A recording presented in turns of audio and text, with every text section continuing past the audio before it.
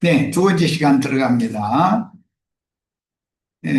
첫 시간 말미에 그 하늘이라는 히브리인들의 관용어, 통상적으로 사용하는 용어라는 말이죠. 히브리인들은 하늘 하면은 지존자, 절대자를 의미하는 말이에요. 일반적으로 그렇게 이해를 해요. 그러나 이방인들은 궁창, 창공을 생각을 하죠. 그러니까 히브리인들의 그 정신세계와 이방인들의 정신세계는 되게 다르죠. 신앙에서 가장 근본적인 문제를 다루는 중요한 단락에 이르렀는데 이스라엘이 대대로 고대하였고 성경이 증거하는 메시아는 누구인가라는 문제를 다루는 말씀에 왔습니다. 예수는 누구인가? 이 말은 유일하신 참 하나님과 그의 보내신 자 예수 그리스도를 아는 것이 영생이라고 그랬기 때문에 영생을 얻은 사람은 예수를 누구로 알고 믿는가와 관계가 당연히 되는 얘기겠죠. 예수께서 빌립보 가이사랴 지방에 이르러 그랬는데 본문에 나오는 가이사랴 빌립보는 서두에 잠깐 소개한 것처럼 예루살렘 서북방의 지중해에 연한 항구인 가이사랴, 그 지중해 연안의 항구 작은 마을 가이사랴와는 구별되는 헐몬산 기슭의 가이사랴, 즉 헤롯 빌립의 영지입니다. 이미 이건 저 시간 설명했어요.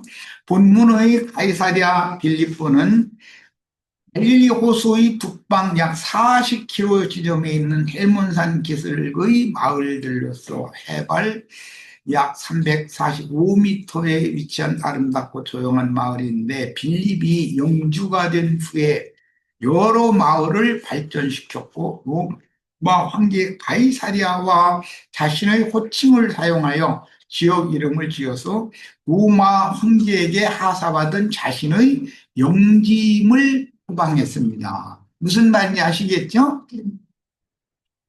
네. 로마는 그때 당시 팔레스타인 땅을 다른 더 넓은 그런 점령지는 한 사람에게 그냥 다 맡겨 다스리게 했으면서도 팔레스타인 사실은 좁거든요. 그게 땅이. 그런데 그걸 네 등분으로 나눠가지고 네 사람의 영주에게 맡겨서 다스리겠다. 그것은 로마가 팔레스타인 땅 히브리인들을 다스리는 것에 굉장히 신중했다는 것을 알 수가 있는 것이죠. 자, 마가복음 8장 22절로 27절 아까 읽었는데 벳세다의 이름에 사람들이 맹인 한 사람을 데리고 예수께 나와 손대기를 구하거늘 예수께서 맹인의 손을 붙잡으시고 마을 밖으로 데리고 나가사 눈에 침을 뱉으시며 그에게 안수하시고 무엇이 보이느냐 물으시니 쳐다보며 이르되 사람들이 보이나이다. 나무 같은 것들이 걸어가는 것을 보나이다 하거늘 이에 그 눈에 다시 안수하심에 그가 주목하여 보더니 나아서 모든 것을 밝히 보는지라. 사람이 눈 뜨는데 그 안개가 있죠. 강아지도 그러고 사람도 그래요. 제일 만물의 영장인 사람도 태어나자마자 이게 밝게 보는 건 아니죠. 시간이 지나면서 흐릿하게 보이다가 나중에 이렇게 보이게 이렇게 했죠. 왜냐하면 엄마 뱃속에서 깜깜한 데 있다 나오네 갑자기 밝은 이런 빛을 딱 보면 그 시력을 잃을 우려가 많잖아요. 그러니까 하나님이 참 너무 지혜롭게 하는 거지. 적응을 하는 시간을 이렇게 두게 만드는 것을. 강아지 새끼 낳아서 다 길러보셨죠? 그럼 참 하나님보다 더 지혜로운 사람 없어요. 참 보면. 예, 예수께서 그 사람을 집으로 보내시며 이르시되 마을에 들어가지 말라 하시니라.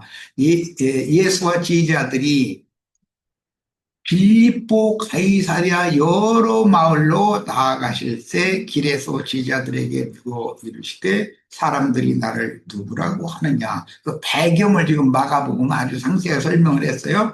자, 헐문산 기슭의 가이사랴 빌립보 마을은 원래는 조그마한 마을이었으나 헤롯 대왕의 아들 등공왕 헤롯 빌립에 의해 확장되었는데 그는 로마 황제 티베리우스 가이사를 기념하는 의미에서 이곳을 가이사리아라고 하였고 거기에 자기 이름을 추가하여 가이사랴 빌립보라고 불렀습니다. 그 의미는 이제 충분히 아시겠죠? 자, 이곳 주민들은 대부분이 이방인들로서 우상 숭배자들이었는데 헬라의 영향을 받으면 헬라는 신들의 나라잖아요. 원주민들은 바알을 숭배했으며 헬라 계통의 주민들은 살림과 야수의 신 판의 산당을 지었고 헤롯 빌립을 말한 거 여기 가이사 아구스도에게 아부하기 위해서 이곳에 황제의 신전을 건립해 놓았습니다. 헬라의 문명이 보편화된 우상 숭배자들인 갈릴리 동편 땅에서 예수님은 제자들에게 신앙의 근본인 메시아는 누구인지를 의도적으로 확인하신 것은 이방 전도의 토를 닦기 위한 질문입니다.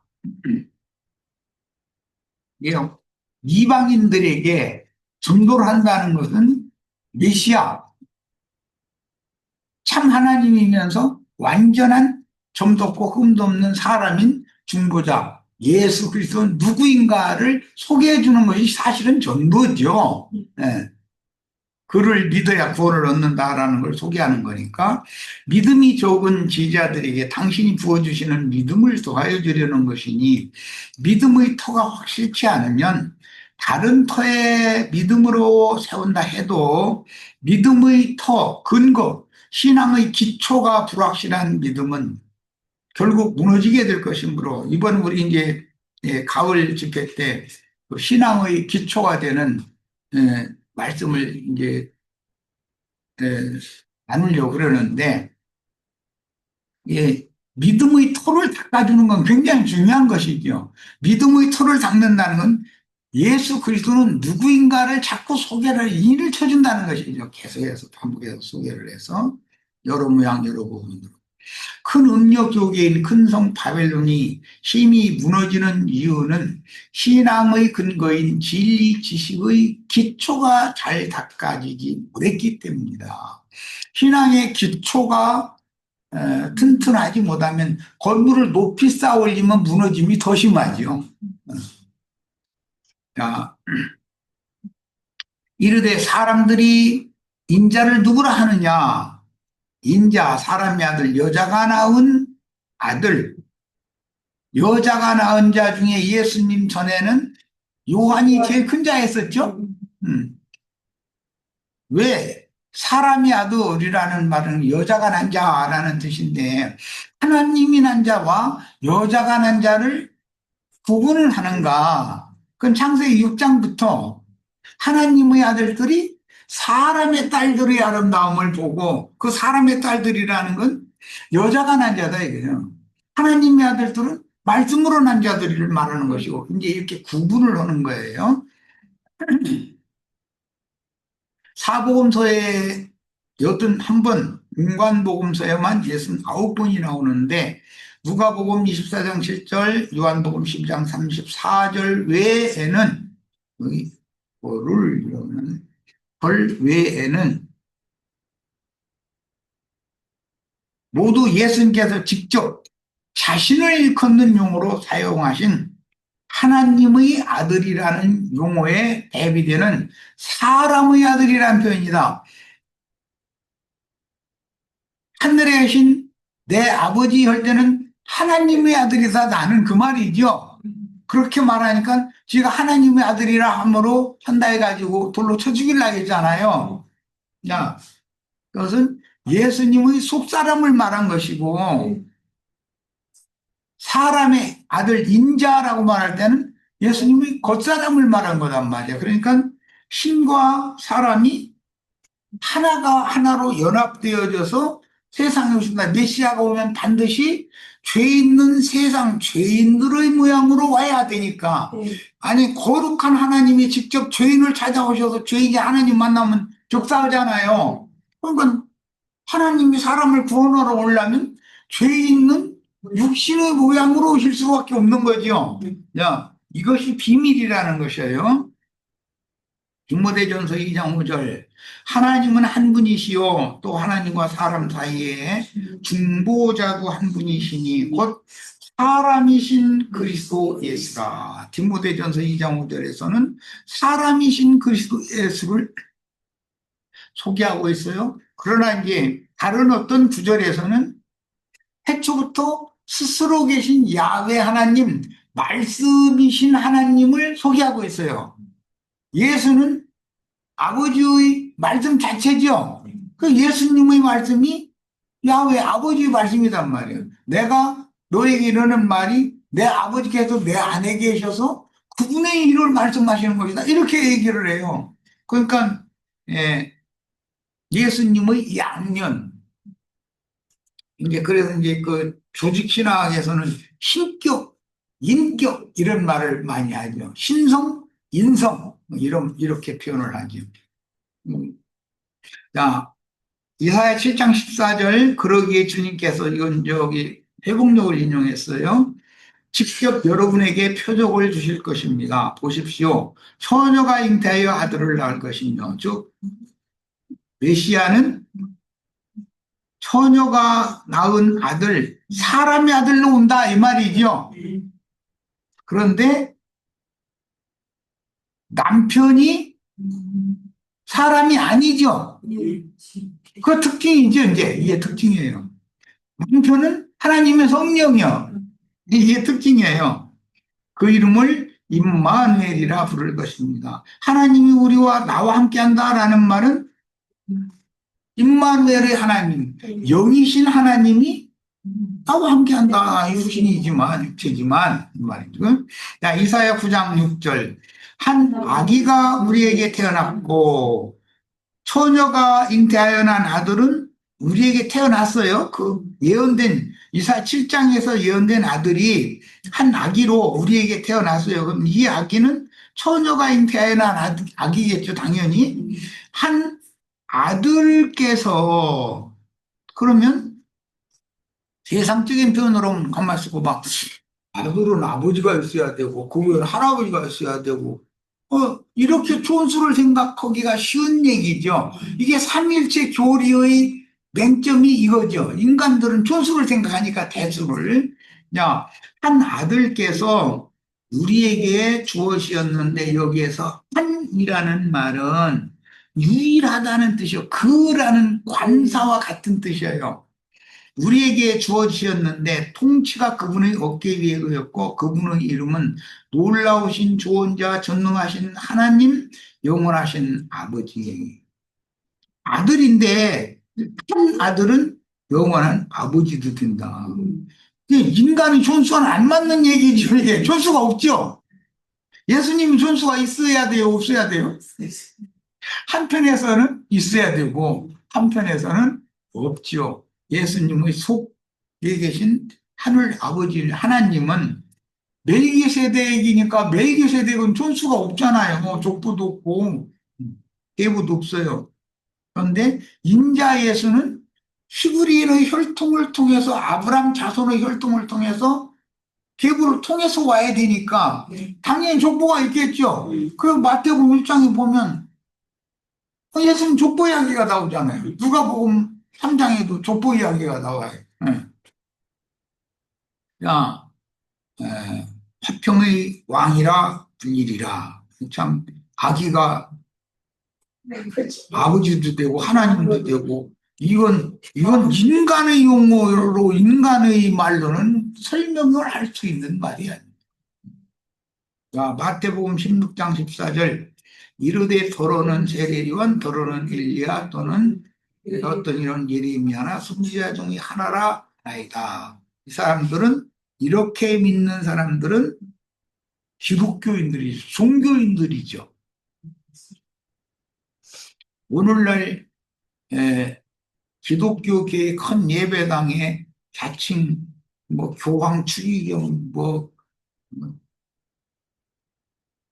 주교 대주교 뭐 이런 직분 이야기하고 개신교계 중에서도 무슨 당회장 목사가 어떻고 뭐 무슨 뭐 총회장이 어떻고 뭐 노회장이 어쩌고 이런 거 계급 좋아하는 사람들은 전부 자신이 예수님과 동등이라고 하는 것을 은연중에 주입을 시키죠. 설교 중에 자기는 무슨 특별한 사람이라고 이렇게 그러다 보니까 자꾸 무슨 당회장이니 뭐 총회장이니 무슨 뭐 노회장이니 무슨 뭐 회장이 그렇게 된지 모르겠어. 회장은 기업가 중에서 문어발처럼 많은 그 지회사를 가지고 있는 사람이 회장이지 무슨 뭐 회장이 이렇게 많은지 모르겠어. 이것은 자기를 특별한 어떤 직임을 받은 다른 어떤 목회자들보다 나는 조금 더 높다. 그래서 특별하다. 이런 관념이라는 게 이것을 자꾸 주지를 시키죠, 사람들에게. 예, 그들은 사실은 그게 실제로는 내가 그러라 하는 속에 그렇게 노골적으로 말은 않지만 사실은 그런 야망이 가득한 자들이라는 거예요. 그러니까 우리 형제 자매님들 중에서 저기 목회에서 다 성공하시기를 바래요. 그러는데 당회장, 총회장은 되시지 마세요. 진짜로 총회장이라고 꼭 구태여 얘기를 해야 된다면 예수님이 총회장이죠. 그렇잖아요. 대한예수교 장로회, 대한 뭐 기독교 뭐 침례회 하면 그 회의 장이라는 말인데 실제 그 장은 누구야 돼? 예수님이야지. 어떤 교파의 우두머리가 자기가 장이라고 회장이라고 이렇게 말하면 되냐고요. 호총회장이라고 만드는 말이지. 자, 마태복음 16장 15절입니다. 이르시되 너희는 나를 누구라 하느냐. 여기는 그럼 외국 사람들은 그렇게 믿는다 하고 너희 제자들을 너희는 나를 누구라고 하느냐 이렇게 또 물어본 거죠. 예, 그래서 그때 당시 많은 예수를 따르던 무리의 신앙관과 제자들의 신앙관을 지금 명확하게 지금 하는 말씀이다 하는 걸 알 수가 있어요. 구약 성경에 예언된 메시아인 나에 대해서 더러는 나사렛 이단자로 심지어 바알세불의 아들로 보며 더러는 유대교의 그 대적자들을 그렇게 봤죠. 더러는 침례자 요한이나 엘리야 선지자들 중의 하나로 본다면 너희는 나를 제자들 보는 말이 누구로 보느냐라는 질문에 답변은 제자들이 인자 예수를 그 메시아로 인식하는 여부에 대한 질문입니다. 예수는 그 그리스도다. 그 관사를 딱 붙을 줄 알아야 된단 말이에요. 예수는 그리스도다. 우리 번역에 다 이렇게 돼 있어요.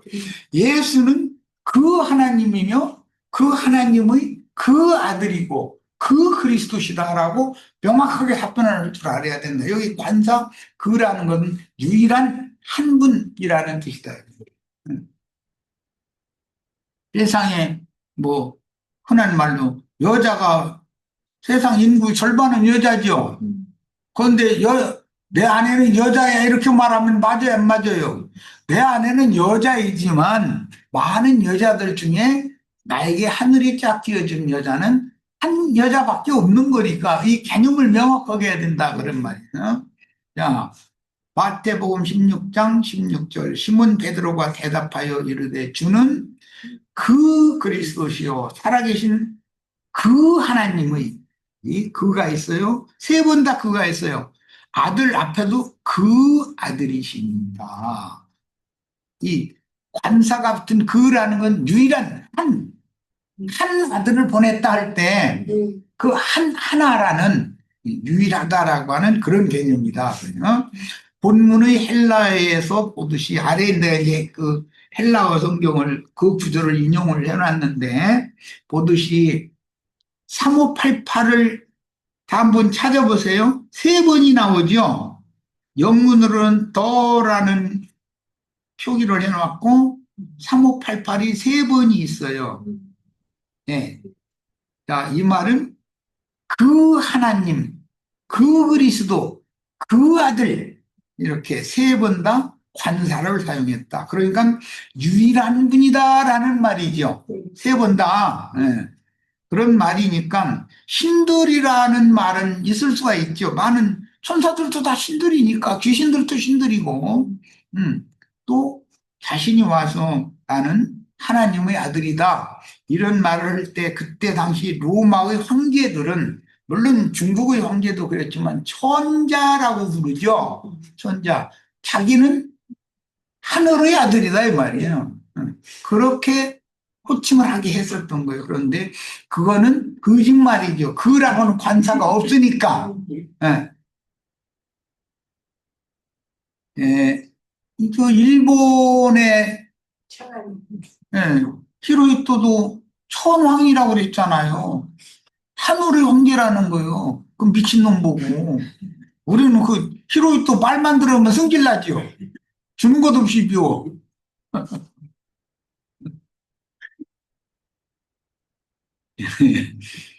자, 그래서 우리는 예수를 누구에게 소개할 때는 그분은 만유의 주제자요, 지존자이며 절대자로서 태초부터 스스로 계신 말씀이 사람을 구원하러 세상의 중보자로 오셔야 했기 때문에 죄 있는 사람의 모양, 육신의 모양으로 오신 분이다. 이게 메시아는 이런 분이다라고 소개를 명확하게 해야 된다는 거예요. 그런데 그분은 그러면 메시아가 오늘날 기독교계 뭐 이만희 장길자 다 하는 사람들이 다 자기가 메시아인 것을 그렇게 말을 하는데 그는 그라고 하는 관사가 붙은 메시아는 아니잖아요. 그러죠? 네.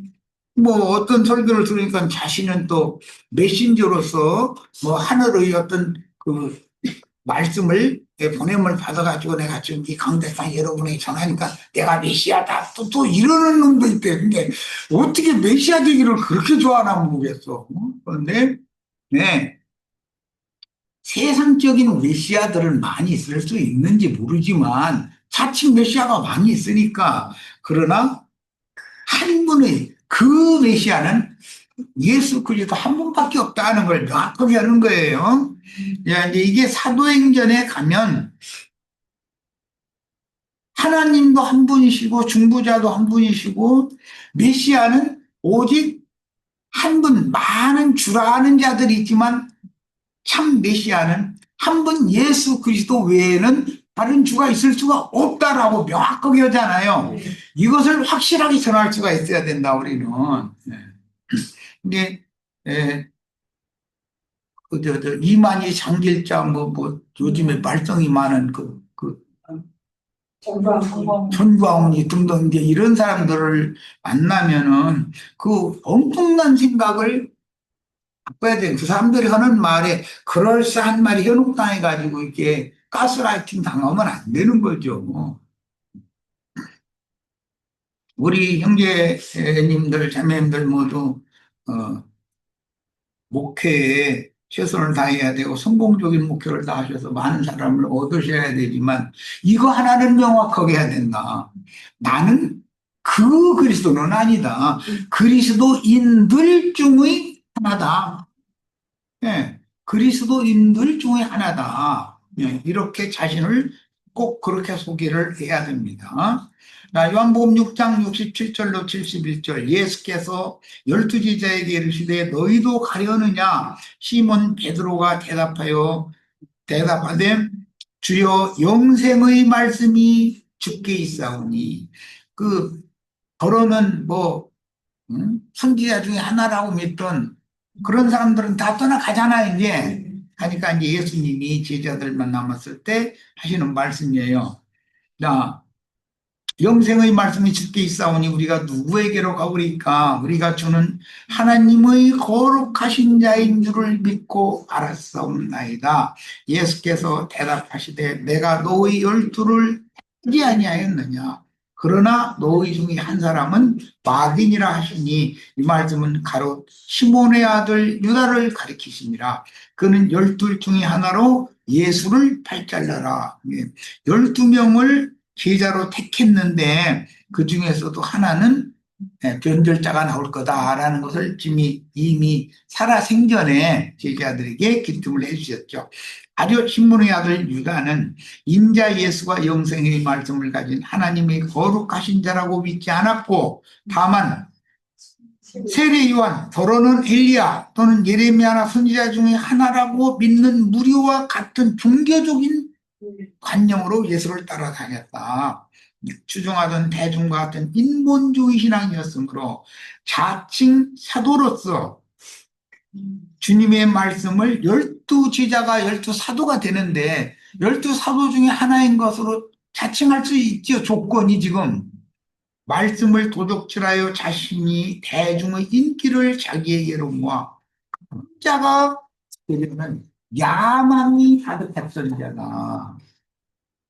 그 가룟유다라는 것이 제일 특징이 뭐냐? 사람들을 이끌어서 자기를 바라보고 자기를 따르게 해서 자기를 메시아라고 믿도록 호도해서 가르치기 때문에 이런 사람들이 적그리스도들 중의 하나다라는 거예요. 우리 형제 자매님들은 적그리스도들이 누구인지, 적그리스도들 중에 하나는 누구인지, 그게 오늘날 자칭 나는 그러다라는 자들이 다 적그리스도들이다. 그들은 그리스도의 편이 아니고 그리스도를 대적하는 자들 중에 하나다 그런 말이에요. 베드로는 주님께 부르심을 받은 이후 그의 타고난 성격대로 지지자들을 대표하는 언행을 자주 했는데 본문에서도 다른 지지자들을 대표하여 명백하게 인자 예수에 대한 분명한 인식을 간결하게 피력해 그의 고백은 인자 예수를 메시아로 믿는 신앙 고백의 대표성을 갖게 되었습니다. 이 베드로의 신앙 고백 이야기가 오늘 우리의 신앙 고백과 같아야 된다. 더러는 엘리야, 더러는 선지자 중에 하나 이렇게 생각하는 예수를 그렇게 생각하는 신앙은 종교인이지 많은 무리 신앙이지 그것은 참 지지자들의 신앙이 아니다라는 거예요. 자, 시간이 한 2, 3분 조금 더 읽어나가겠습니다. 베드로의 본명인 시몬이란 이름은 히브리어로 하나님께서 들으신다라는 뜻이고 예수님은 그의 신앙 고백을 들으신 후에 시몬에게 게파스라고 하는 이건 이제 수리아 명칭이라고 그랬는데 이것은 아람어다 이거예요. 시리아, 팔레스타인 그 북부는 시리아죠. 그 수리아에게 북이스라엘이 멸망했잖아요. 그 시리아 사람들이 사용하는 언어는 아람어잖아요. 아람어. 이삭의 아내 리브가가 그 아람 쪽 여인이잖아요. 아람어로 반석이라는 뜻이다. 개바라는 말은 개바라는 용어는 반석이라는 뜻이다. 아람어로서 곧 히브리어로는 그 게바가 히브리어로는 베드로라고 번역이 된다. 아람어의 게바와 동일한 의미인 헬라 명칭 게바, 베드로는 아람어로는 게바고 히브리어로는 베드로다. 똑같이 반석이라는 뜻인데 이 의미가 그 덩어리 반석이라는 말이 아니고 떼어낸 조각난 반석이라는 뜻이에요. 그래서 이제 작은 반석이죠. 자, 우리들도 다 보배로운 산돌들이 되어져야죠. 사람은 껍데기는 흙이고 속은 돌로 지어져 놓으셨죠. 네. 심령을 산돌이다, 죽은 돌이다 이렇게 표현을 한다는 건 잘 아시죠? 하나님께 새 이름을 받은 사람은 구약 시대에 아브라함, 사라, 야곱, 이스라엘이라는 새 이름을 받은 것이 기원인데 계시록 2장 17절에 이기는 그에게는 내가 감추었던 만나를 주고 엊그제 우리 이 감추었던 만나 이야기를 남긴 떡이잖아요. 남긴 떡. 광야에 공개한 떡이 아니고 한 오멜에서는 금 항아리에 한 오멜을 갖다 보관을 해서 대대로 이렇게 유전해 두는 그런 이제 만나인데 그것을 감추인 만나다 이렇게 표현하죠.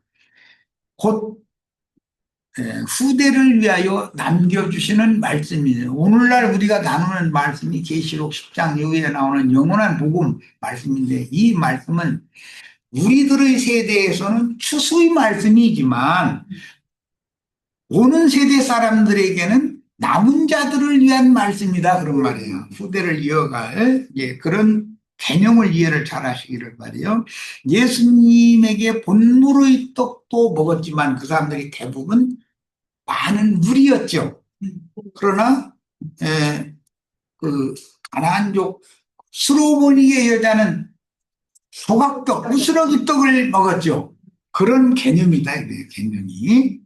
자, 감추었던 만나를 주고 또 흰 돌을 줄 터인데 그 돌 위에 자기 이름을 기록한 것이 있나니 받는 자밖에는 그 이름을 알 사람이 없느니라. 이 흰 돌이라는 것은 깨끗한 양심, 뭐 쉽게 표현하자면 청결한 영, 그런 말이에요. 그 돌 위에다가 예수님의 새 이름은 또 다른 보혜사 그리스도 예수라고 그러죠. 예수 그리스도와 그리스도 예수는 그 개념이 약간씩 다르죠. 받는 자밖에는 그 이름을 알 사람이 없느니라 라고 하셨으므로 새 이름은 이기는 자에게 지어주는 이름이다. 뭐 대표적인 게 야곱이 이스라엘이 되는 자죠. 계시록 3장 12절 이기는 자는 내 하나님 성전의 기둥이 되게 하리니 그가 결코 다시 나가지 아니하리라. 내가 하나님의 이름과 하나님의 성 곧 하늘에서 내 하나님께로부터 내려오는 새 예루살렘의 이름과 새 예루살렘의 이름이 뭐예요? 나의 새 이름, 예수님의 새 이름은 또 다른 보혜사죠. 그 그리스도예요. 그 영이에요. 그 위에 기록하여 주리라. 그런데 새 예루살렘의 이름은 뭐예요?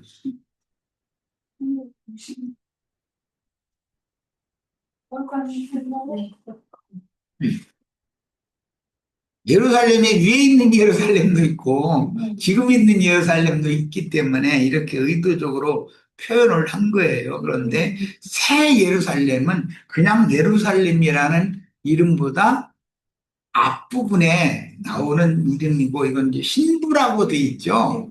예. 그래서 이 새 예루살렘의 이름이라는 말은 신부의 자격을 갖추어진 자들에게 주시는 특별한 호칭이니까 신부라고도 표현할 수 있죠. 새 예루살렘의 이름은 어린 양의 신부, 이렇게도 표현할 수 있어요. 자, 예수의 새 이름은 또 다른 보혜사요 진리의 성령입니다. 베드로의 고백 중에서 기름 부음을 받은 사람 예수님을 그 그리스도라고 표현하므로 완전한 대제사장이요 왕 중의 왕이며 그 선지자라고 고백하였으며 하나님의 아들 호칭하여 예수님의 생명의 근본은 하나님이시라는 사실을 고백함으로 말씀이 육신이 되어 오신 그 메시아임을 고백한 것이다. 여기 그라는 관사를 사용했다는 것은 유일한 그분 한 분밖에 없다 이거예요. 그 관사 지정된 그러니까 그 그리스도인들은 많지만 그 그리스도는 한 분밖에 없는 것이죠. 이런 이치를 꼭 이제 명확하게 할 필요가 있어요. 그 그리스도란 히브리어 그 메시아를 헬라어로 번역한 용어로서 기름 부음 받은 그분이란 뜻이니 인자로 세상에 오신 예수님은 인침을 받았다. 예수님이 하나님의 아들로 인침을 받아가지고 그 사명을 아버지의 일을 대행하도록 보냄을 받았을 때 인자는 인침을 받았다라고 본인이 그렇게 설명하셨죠. 네. 그럼 우리 형제 자매님들도 성령의 인침을 받아야 성령의 보내심을 받은 그리스도인들 중의 하나로서 그 사명을 수행을 하게 되는 이야기라는 거예요. 그러니까 인자 예수와 좀 그 그리스도와 그다음에 그리스도인들은 다르다. 이것을 오늘 이제 강조해서 말씀을 합니다. 자, 여기까지 해서 오늘 집회 모두